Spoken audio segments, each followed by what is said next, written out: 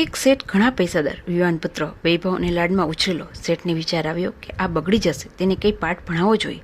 પુત્રને બોલાવી કહ્યું, તારે રોજ 1 રૂપિયો કમાવી આપવાનો, પછી જેમ ફરવું હોય ત્યાં ફરવાનું અને પછી જ ઘર જમવાનું મળશે. પુત્રે તો હા પાડી.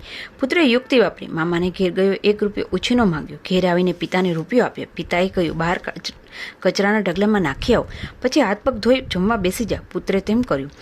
પુત્રે બીજે દિવસે કાકાને પકડ્યા, તેમની પાસેથી રૂપિયો લાવ્યો. આમ ગામના બધા સગાવાલાને ઘેર જઈને 1 રૂપિયો લઈ આવ્યો અને ઘેર આવીને પિતાને આપતો. આમ 10 દિવસ ચાલ્યો. પછી કોઈ સગું વાલું બાકી ન રહ્યું. પુત્રને ચિંતા થવા લાગી કે હવે કોના ઘેર જાવું? ઘરે રૂપિયા વગર જઈશ તો પિતાજી ખાવાનું નહીં આપે.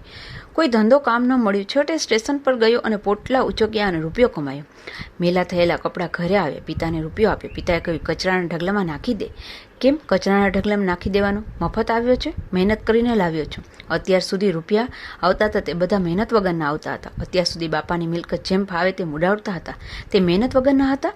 અમોને કમાતા કેટલી મહેનત પડતી હશે. પુત્રની આંખ ખુલી ગઈ અને સુધરી ગયો. તાત્પર્ય એ છે કે પરસેવાથી કમાયેલા પૈસાનું સાચું મૂલ્ય સમજાય છે. મહેનત વગરના પૈસા અનિતિના માર્ગે જાય છે.